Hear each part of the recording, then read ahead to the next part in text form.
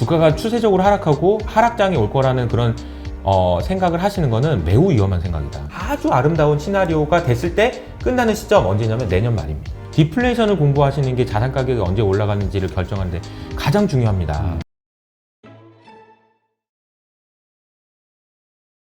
오늘은 SK증권 자산전략팀장이시죠. 이효석 팀장님을 모셨습니다. 안녕하세요. 네, 안녕하세요. 네, 우리 815 모니터에는 이제 처음 출연하시는데 네. 아마 많은 분들이 아시겠지만 뭐 이효석 아카데미 네. 유튜브도 개인적으로 운영하고 계시는 거죠. 네, 네. 예. 그 다음에 이제 이번에 또 나는 당신이 주식 공부를 시작했으면 좋겠습니다라는 이 책을 또 새로 내셨는데. 네. 제목을 이렇게 지으신 거는 요새 투자자들, 주린이들이 너무 공부 안 하고 투자를 한다 이렇게 생각하셔서인가요? 그런 부분도 좀 없진 않은데 저는 뭐 그런 생각이 들어요. 이게 주식 투자를 시작하시는 과정 자체가 등 떠밀려서 오신 분들이 굉장히 많다라고 생각하거든요. 그러니까 그 말의 의미는 이렇게 투자 환경이라는 것은 원래 굉장히 사납고 거칠고 외롭고 힘든 과정이거든요. 그런데 그러한 투자 환경으로 들어오지 않으면 안 되는 굉장히 강압적인 분위기가 사회적으로 형성됐었고 그 과정에서 많은 개인 투자자분들이 준비 없이 들어오시는 분들도 많아서 주식 공부를 하셨으면 좋겠다라는 생각이 들어서 그 내용으로 좀 정리를 했습니다. 네, 참 그 부분은 저도 좀 동감이 되는데요. 네. 사실 이게 피 같은 돈이잖아요. 그리고 그쵸. 투자하시는 분들 보면 어쨌든 뭐 개인적으로는 다 정말 작은 돈들이 아니시고 그런데 좀 너무 쉽게 투자하는 경향들이 있는 것 같아요. 잘 모르면서.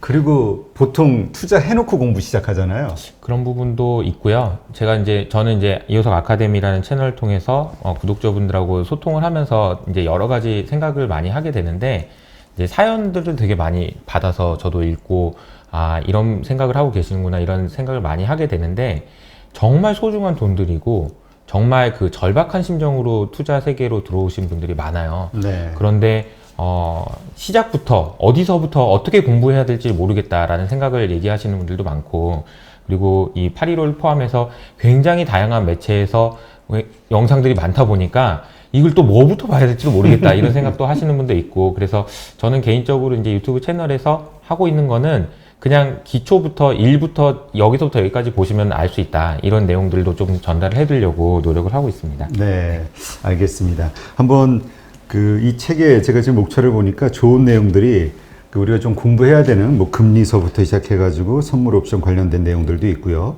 거시경제도 많이 다루고 있기 때문에 요건 한번 우리가 또 시간을 두고 한번 깊숙하게 좀 공부하는 시간을 한번 또 따로 가져보도록 하고요. 네. 일단 현안들에 대한 주식시장의 현재 상황에 대해서 한번 점검하는 그런 질문들을 먼저 드리겠습니다. 네.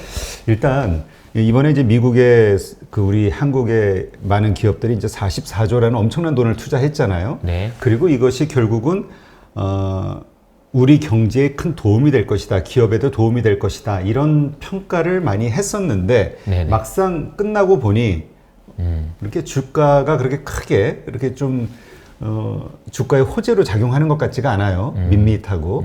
일단 왜 이런 현상이 벌어지는 건지 외국인은 계속 매도를 하고 있고. 네.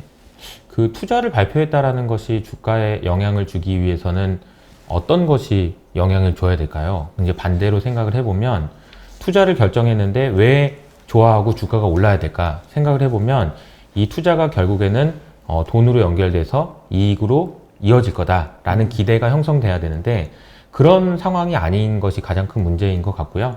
물론 투자를 결정하시는 데까지 굉장히 고심을 하셨을 것 같고 중요한 투자 의사결정을 하셨지만 시장에서는 그런 부분이 많이 선반영이 돼 있고 그리고 이게 과연 이익으로도 연결될 것이냐에 대해서는 좀 더 시간을 두고 지켜보자 이런 신중한 그런 의견들이 많은 것 같습니다.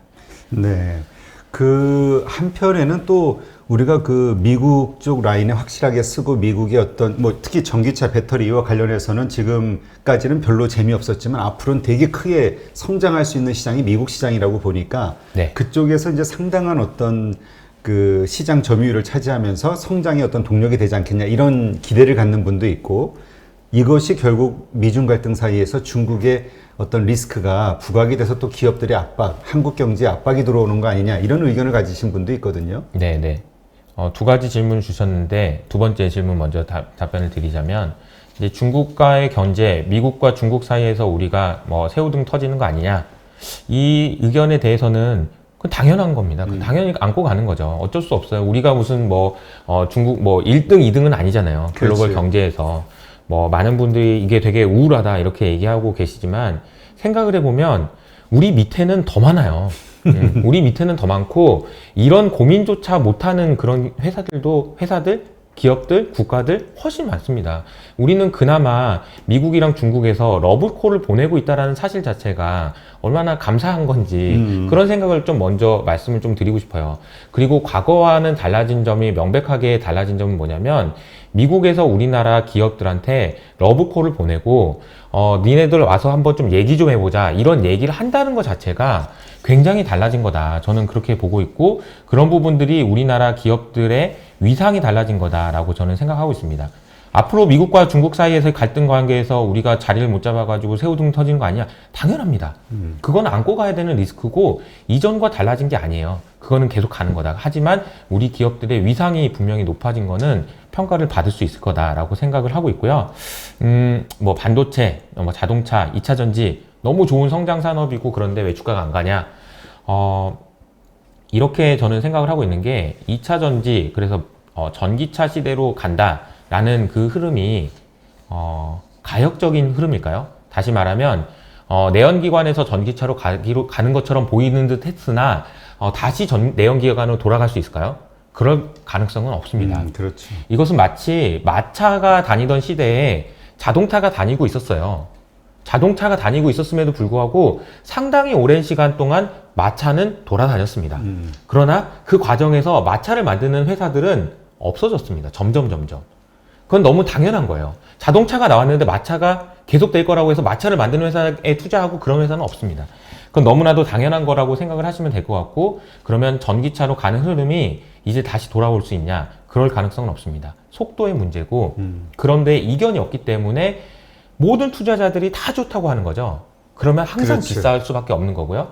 주가는 그 주가의 궤적은 그래서 항상 과열됐다가 진정됐다가 또 과열됐다 진정됐다가를 반복하는 구간이고 지금은 진정되는 구간인 겁니다. 진정되는 구간이 어디까지 갈지 언제까지 갈지는 알 수 없습니다만 계속해서 또 가고 진정되고 과열되고 진정되고 이런 구간들이 반복되는 거라고 이해를 하시는 게 맞지 않을까 그렇게 말씀드립니다. 네. 근데 이제 이것이 어떤 지금 말씀하신 대로 이제 좀 올랐던 거에 대한 어떤 진정 과정이라고 생각하면 다시 이제 오를 거라는 기대감을 가질 수 있으니까 마음이 편안한데 네. 어떤 분들은 이게 이제 이미 주식시장의 가격이 많이 올라와 있다, 밸류에이션이 이렇게 네. 생각을 하다 보니 네. 이제까지의 그 강세장이 끝나고 다시 약세장이 시작되는 거 아니야? 그러니까 주가는 지속적으로 하락하는 거 아니야? 라는 부담, 두려움을 갖고 두려움. 있거든요. 네네. 이거에 대해서는 어떻게 보세요? 저는 이제 제가 이 책에서도 계속 강조해서 말씀드렸던 게 뭐냐면 이 통화량의 증가라는 부분이거든요. 그 질문을 이제 하신다면 제가 이제 반대로 이런 질문을 드리고 싶어요. 주가가 빠질 것 같으면 주가가 빠진다는데 베팅할 수 있어요? 이 질문에 대한 대답을 하셔야 그 공포심이 실제로 나에게 영향을 주는 게 맞습니다. 다시 말하면 내가 주가가 빠지는데 베팅할 수 있는 용기가 없고 그럴 만한 로직이 없는데 주가가 빠지면 어떡하지? 전전긍긍하는 거는 문제가 있다는 거예요. 그것도 추세적 하락? 이거는요, 솔직히 말하면 그거는 되게 위험한 생각이에요. 주가가 추세적으로 하락하고 하락장이 올 거라는 그런 생각을 하시는 거는 매우 위험한 생각이다 라고 말씀드립니다. 왜 그러냐면요, 하락하기가 어려워요. 지금의 상황에서는? 네, 추세적으로 하락한다라는 베팅을 하는 게 저는 매우 위험해 보입니다. 네. 그렇게 말씀드리는 이유를 한 가지만 이제 두 가지 정도 말씀드릴 텐데, 첫 번째는 유동성 환경인데요. 우리가 테이퍼링 얘기 굉장히 많이 합니다. 언론에서 테이퍼링 얘기 많이 해요. 금리도 조만간 막 올릴 수도 있는 것처럼 얘기해요. 냉정하게 생각했을 때 테이퍼링을 언제 시작할 수 있을까요? 아주 빨리 시작한다고 하면 저는 2월 달에 생각한다고, 6월 달에 선언할 가능성은 매우 제한적이지만 6월 달에 한다고 합시다. 그래도 테이퍼링을 실제로 시작하는 시점은 6개월이 지난 내년 초나 될 겁니다. 연준은 일단 기본적으로 예고하고 6개월 후에 실행을 하죠. 네, 보통 이제 2013년에도 그랬었고 이번에도 그럴 가능성이 높다라고 생각을 합니다. 그런데 2013년에는 750억 불 정도 샀었고요. 지금은 1200억 불 정도 사니까 만약에 같은 수준으로 줄어든다면은 그때 당시에 줄였던 기간보다는 좀 더 긴 시간이 소요될 가능성이 높습니다. 근데 똑같이 줄어든다고 생각합시다. 그러면 1년 걸립니다. 그럼 잘 생각해 보세요. 2022년 초에 테이퍼링을 시작해서 테이퍼링이 끝나는 시점은 아무리 빨라봤자 내년 말입니다. 그럼 테이퍼링은 잘 아시는 것처럼 유동성이 줄어드는 게 아니고요. 유동성이 늘어나는 속도가 줄어들어서 멈추는 속도는 멈추게 되는 시점은 우리가 아주 긍정적으로 보고 아주 좋은 시나리오. 그래서 경기에도 아무 문제가 없고 금리도 너무 올라서 막 시장이 막 망가지지도 않고 아주 아름다운 시나리오가 됐을 때 끝나는 시점 언제냐면 내년 말입니다. 그러면 1년 반이나 남았어요. 유동성이 늘어나는 구간이요. 유동성이 YY로 줄어듭니다, 늘어납니다. 이런 게 중요한 게 아니고요. 유동성이 언제 멈추고 언제 줄어들 것 같은지를 생각을 해보면 적어도 내년 말까지는 유동성은 줄어들지 않아요. 그런데 제가 말씀드리는 게 이겁니다. 그 ECB의 자산이 연준의 자산이 한 몇 프로 정도 될까요? 글쎄요. 22 연준이 훨씬 많을 것 같은데요. 연준이 훨씬 많을 것 같죠. 네. ECB의 자산이 연준의 자산을 넘어선 게 달러 기준으로 넘어선 게 벌써 6개월 됐습니다. 아, 그래요? 22도 엄청 양적 완화를 했네요. 우리가 뭐 말로는 테이퍼링을 하고 뭐 금리 인상을 하고 막 뭐 연준에 대해서 어떻게 되는 거니 뭐 금리 이런 말 많이 하잖아요. 네. 그리고 거기에 대해서 시장이 반응을 하고요. 연준의 자산은 7.8조 달러고요. ECB의 자산은 9.2조 달러입니다. ECB의 자산을 언제 테이퍼링 할지 들어보신 적 있어요? 유럽, EU 쪽에서는 얘기가 안 나와요. 테이퍼링이라는 거는 이 속도를 줄인다는 얘기인데 이 속도는요, ECB가 자산이 올라가는 속도는 글쎄요, 작년에 올라가는 속도랑 거의 비슷한 수준으로 올라가고 있고요. 줄어들 생각은 전혀 하고 있지 않습니다. 그러면 유동성이라는 것이 우리가 막 말하는 것처럼 곧 있으면 줄어들어가지고 뭐가 큰일이 날 것처럼 얘기를 하지만 따져놓고 보면 아직도 오랜 시간 동안 아직도 많은 양의 유동성이 풀릴 거라는 거예요. 그러면 작년에는 유동성이 워낙 이렇게 되던 유동성이 이렇게 증가했으니까 유동성이 자산 가격을 끌어당겨가지고 일로 와 이렇게 끌어당기는 역할을 했다면 지금부터의 유동성은 빠져? 야 그러면은 주가가 빠져? 근데 화폐 가치는 이렇게 하락하는데 받치는 역할을 할 거라는 거죠. 근데 이 와중에 숏을 한다? 저는 매우 위험해 보입니다. 네. 한국에는 그래도 인버스 투자하시는 분들이 작년에도 그렇고 참 많이 있잖아요. 그런 분들이 참 손해를 많이 봤다는 얘기가 있긴 하는데. 그러니까 저는 아시는 분들은 아시겠지만 제가 한 4년 정도 애널리스트 하기 전에 헤지펀드 운용을 했어요. 네. 그래서 숏을 해야 되는 시점 그리고 숏을 할 때의 마음가짐 이런 부분을 잘 알고 있는데 큰일 납니다. 네, 큰일 나요. 지금은 숏을 하셔가지고 주가에 하방에 베팅하시는 게 아니고 조금 현금을 확보하셔서 불확실성 구간을 지나갈 때까지 기다리신다. 이런 전략이 맞는 거지. 추세 하락 이거는 매우 위험하다. 게다가 또 한 가지 말씀드릴게요. 우리나라의 기업의 이익이 매우 빠른 속도로 증가하고 있습니다. 네. 이것이 뭐 당연하지 뭐 이익이 늘어날 수도 있는 거 아니야? 이렇게 생각하시면 안 돼요. 지난 10여 년 동안에 이런 속도로 어닝이 증가하는 것은 3번밖에 없었습니다. 2010년 그리고 2017년. 2010년과 2017년은 2009년, 2010년에는 글로벌 금융위기에서 어닝이 크게 하락했다가 올라오는 구간이었고 2017년에는 반도체가 모든 이익의 성장을 다 설명했을 정도로 쏠림 현상이 심했던 그런 현상이었고요. 지금은 그렇지 않아요. 모든 섹터가 다 같이 올라오고 있고 모든 그 기업들의 실적이 좋아지고 있습니다. 대부분의 기업의 실적이.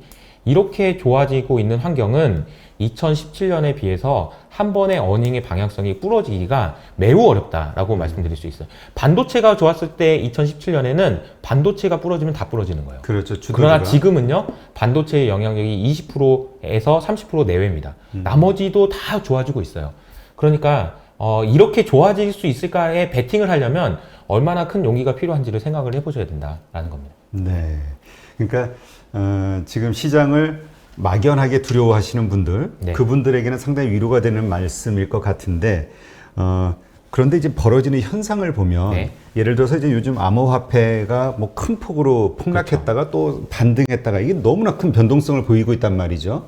이러한 것들이 결국은 위험 자산의 어떤 그 끝을 알리는 그 징조들 아니냐, 신호 아니냐, 이런 생각을 하시는 분들이 조금씩 늘고 있거든요. 맞습니다. 그러니까 이제 그 제가 말씀드린 거를 이제 이런 얘기를 이제 애널리스트 분들이 많이는 안 하시는 것 같아요. 유동성이 아직도 안 끝났고 지금 계속되고 그렇습니다라는 말씀을 많이는 안 하세요. 인플레이션 걱정됩니다 이런 말씀을 많이 하시지만, 그래서 제가 책에도 강조했던 게 디플레이션이에요.